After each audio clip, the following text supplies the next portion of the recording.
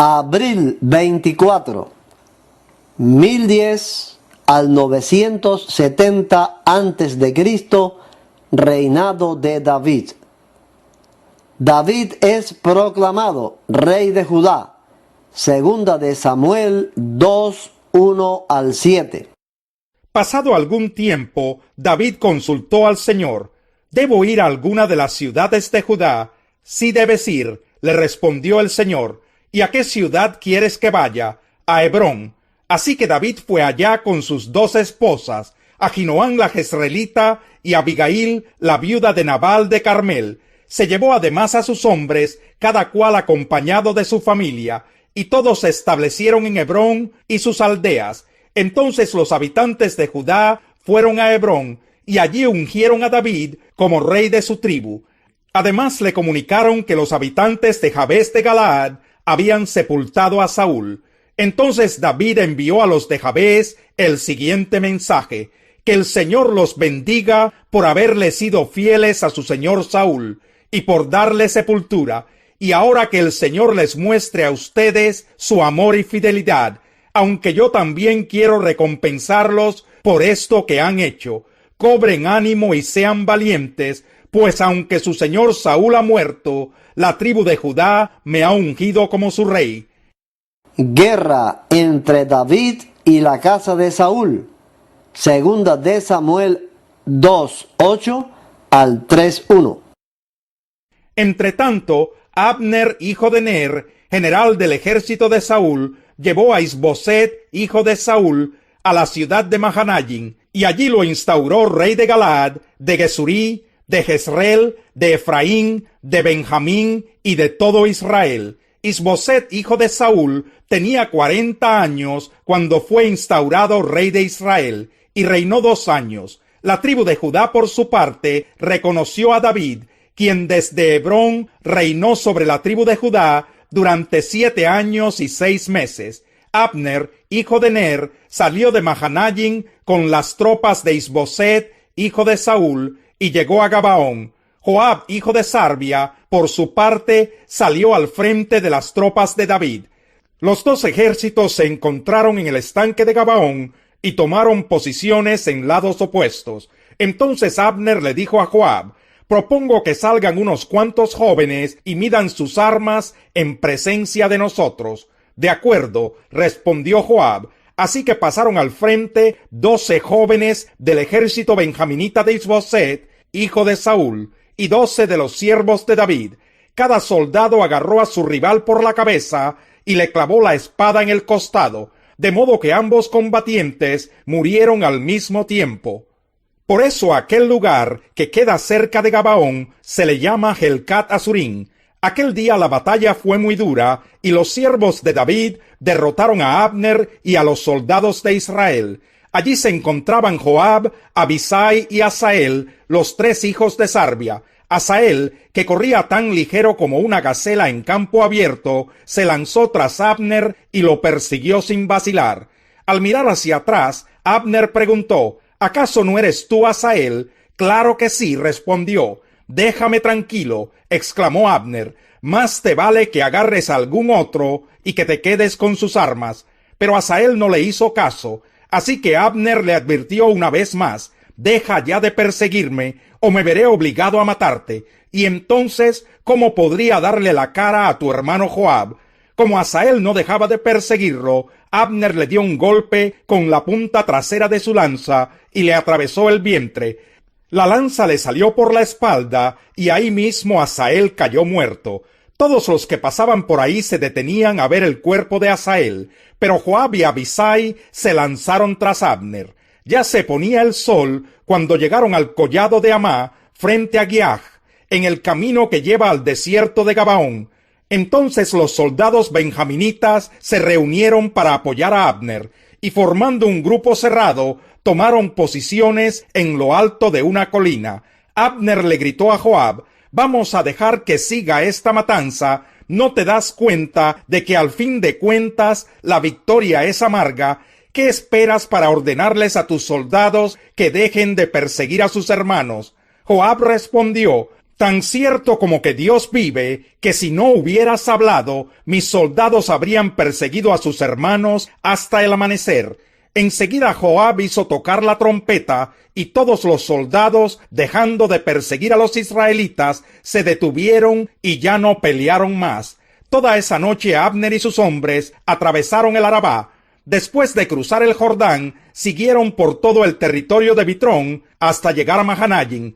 Una vez que Joab dejó de perseguir a Abner, regresó y reunió a todo su ejército para contarlo. Además de Asael, faltaban 19 de los soldados de David.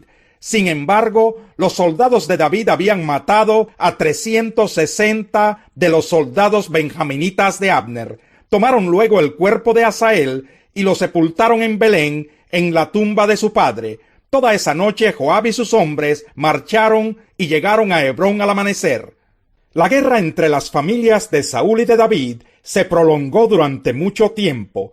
David consolidaba más y más su reino, en tanto que el de Saúl se iba debilitando.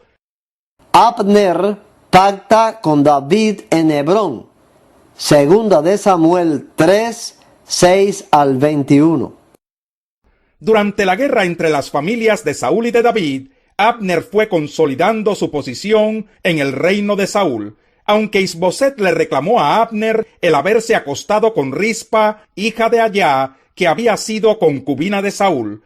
A Abner le molestó mucho el reclamo, así que replicó: ¿acaso soy un perro de Judá? Hasta el día de hoy me he mantenido fiel a la familia de tu padre Saúl, incluso a sus parientes y amigos, y conste que no te he entregado en manos de David, y ahora me sales con que he cometido una falta con esa mujer. Que Dios me castigue sin piedad si ahora yo no procedo con David conforme a lo que el Señor le juró. Voy a quitarle el reino a la familia de Saúl y a establecer el trono de David sobre Israel y Judá, desde Dan hasta Berseba. Isboset no se atrevió a responderle a Abner ni una sola palabra, pues le tenía miedo. Entonces Abner envió unos mensajeros a decirle a David: ¿a quién le pertenece la tierra sino a usted? Haga un pacto conmigo y yo lo apoyaré para hacer que todo Israel se ponga de su parte.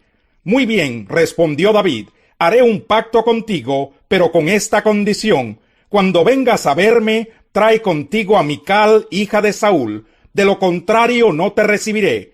Además, David envió unos mensajeros a decirle a Isboset, hijo de Saúl: devuélveme a mi esposa Mical, por la que di a cambio 100 prepucios de filisteos. Por tanto, Isboset mandó que se la quitaran a Paltiel, hijo de Lais, que era su esposo. Pero Paltiel se fue tras ella, llorando por todo el camino hasta llegar a Bahurín. Allí Abner le ordenó que regresara, y Paltiel obedeció. Luego Abner habló con los ancianos de Israel. Hace tiempo que ustedes quieren hacer rey a David, les dijo. Ya pueden hacerlo, pues el Señor le ha prometido: por medio de ti, que eres mi siervo, libraré a mi pueblo Israel del poder de los filisteos y de todos sus enemigos. Abner habló también con los de Benjamín, y más tarde fue a Hebrón para contarle a David todo lo que Israel y la tribu de Benjamín deseaban hacer. Cuando Abner llegó a Hebrón, David preparó un banquete para él y los 20 hombres que lo acompañaban. Allí Abner le propuso a David: permítame su majestad convocar a todo Israel para que hagan un pacto con usted, y así su reino se extenderá a su gusto. Con esto David despidió a Abner, y éste se fue tranquilo. Joab mata a Abner. Segunda de Samuel 3, 22 al 39. Ahora bien, los soldados de David regresaban con Joab de una de sus campañas y traían un gran botín. Abner ya no estaba con David en Hebrón, pues David lo había despedido, y él se había ido tranquilo. Cuando llegó Joab con la tropa que lo acompañaba, le notificaron que Abner, hijo de Ner, había visitado al rey, y que el rey lo había dejado ir en paz. Por tanto, Joab fue a ver al rey y le dijo: así que Abner vino a ver a su majestad, ¿y cómo se le ocurre dejar que se vaya tal como vino? Ya su majestad lo conoce. Lo más seguro es que haya venido con engaño para averiguar qué planes tiene usted y para enterarse de todo lo que usted está haciendo. En cuanto Joab salió de hablar con David, envió mensajeros tras Abner, los cuales lo hicieron volver del pozo de Sira. Pero de esto Joab no le dijo nada a David. Cuando Abner regresó a Hebrón, Joab lo llevó aparte a la entrada de la ciudad, como para hablar con él en privado. Allí lo apuñaló en el vientre, y Abner murió. Así Joab se vengó de la muerte de su hermano Asael. Algún tiempo después, David se enteró de esto y declaró: «Hago constar ante el Señor que mi reino y yo somos totalmente inocentes de la muerte de Abner, hijo de Ner. Los responsables de su muerte son Joab y toda su familia. Que nunca falte en la familia de Joab alguien que sufra de hemorragia o de lepra, o que sea cojo, o que muera violentamente, o que pase hambre». Joab y su hermano Abisai asesinaron a Abner porque en la batalla de Gabaón él había matado a Asael, hermano de ellos. David ordenó a Joab y a todos los que estaban con él: «Rásguense las vestiduras, vístanse de luto y hagan duelo por Abner». El rey David en persona marchó detrás del féretro, y Abner fue enterrado en Hebrón. Junto a la tumba, el rey lloró a gritos, y todo el pueblo lloró con él.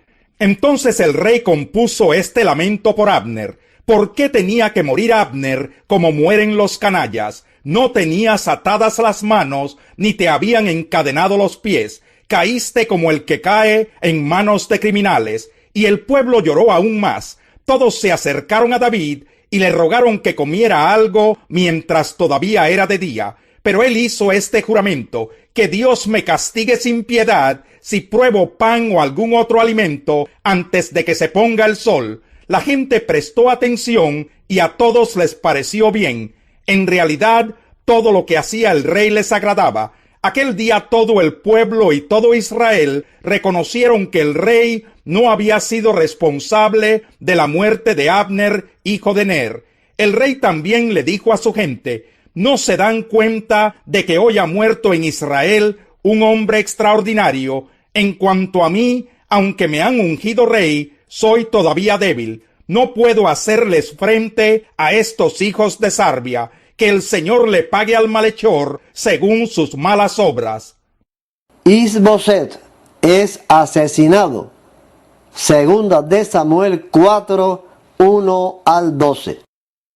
Cuando Is-Boset, hijo de Saúl, se enteró de que Abner había muerto en Hebrón, se acobardó, y con él todos los israelitas. Is-Boset contaba con 2 sujetos que comandaban bandas armadas. Uno de ellos se llamaba Baná y el otro Recab, y ambos eran hijos de Rimón el Berotita, y pertenecían a la tribu de Benjamín.